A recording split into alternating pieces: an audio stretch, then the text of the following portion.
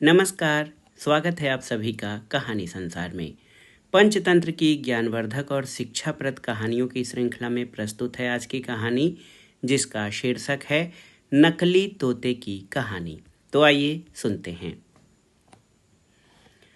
एक बार की बात है, एक घने जंगल में विशाल बरगद का पेड़ था।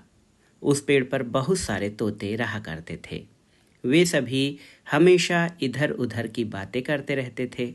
उन्हीं में एक मिट्ठू नाम का तोता भी था। वो बहुत कम बोलता था और शांत रहना पसंद करता था।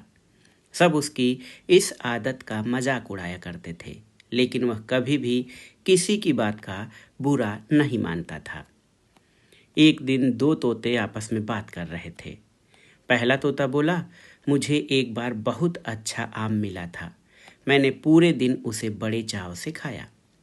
इस पर दूसरे तोते ने जवाब दिया, मुझे भी एक दिन आम का फल मिला था। मैंने भी बड़े चाव से उसे खाया था। वहीं मिट्ठू तोता चुपचाप बैठा था। तब तोतों के मुखिया ने उसे देखते हुए कहा, अरे, हम तोतों का तो काम ही होता है बात करना, तुम क्यों चुप रहते हो? मुखिया ने आगे कहा, तुम तो मुझे असली तोते लगते ही नहीं, तुम नकली तोते हो।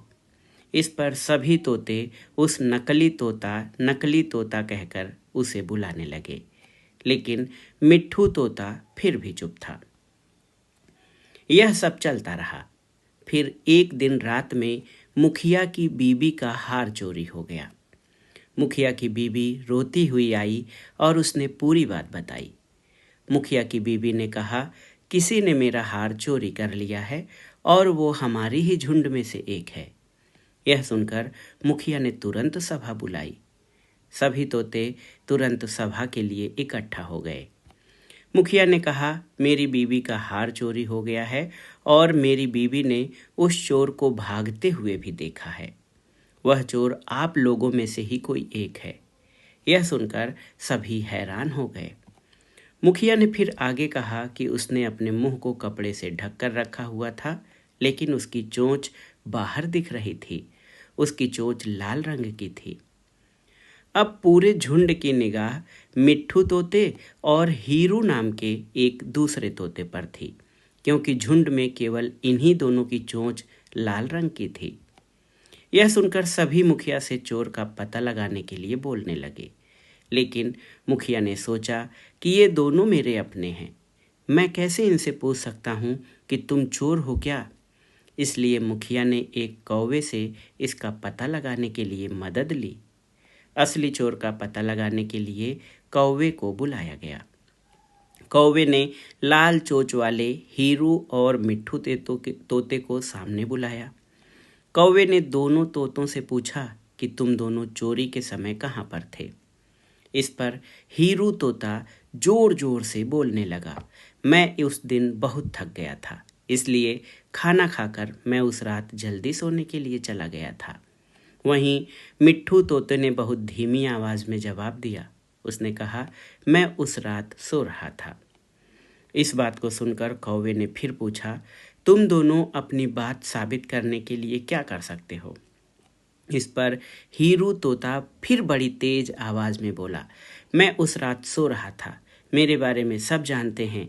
ये चोरी मिट्ठू ने ही की होगी, इसलिए वह इतना शांत होकर खड़ा है। मिट्ठू तोता चुपचाप खड़ा हुआ था। सभा में मौजूद सभी तोते चुपचाप ये सब देख रहे थे। मिट्ठू तोता फिर धीमी आवाज में बोला, मैंने यह चोरी नहीं की है।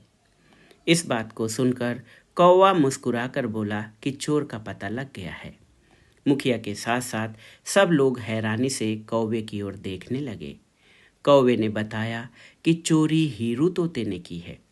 इस पर मुखिया ने पूछा, आप यह कैसे कह सकते हैं? कौवे ने मुस्कुराकर कहा, हीरू तोता जोर जोर से बोलकर अपने झूठ को सच साबित करने में लगा था, जबकि मिट्ठू तोता जानता है कि वह सच बोल रहा है, इसलिए वो अपनी बात आराम से कह रहा था। कौवे ने आगे कहा, वैसे भी हीरू तोता बहुत बोलता है, उसकी बात पर भरोसा नहीं किया जा सकता। इसके बाद हीरू ने अपना जुर्म कबूल कर लिया और सभी से माफ़ी मांगी। यह सुनकर सभी तोते हीरू तोते को कड़ी सजा देने की बात कहने लगे। लेकिन मिट्ठू तोते ने कहा, मुखिया जी, हीरू तोते ने अपनी गलती मान ली है। उसने सबके सामने माफ़ी भी मांग ली है। उससे पहली बार यह गलती हुई है, इसलिए उसे माफ़ किया जा सकता है। यह बात सुनने के बाद मुखिया जी ने हीरू तोते को माफ़ कर दिया।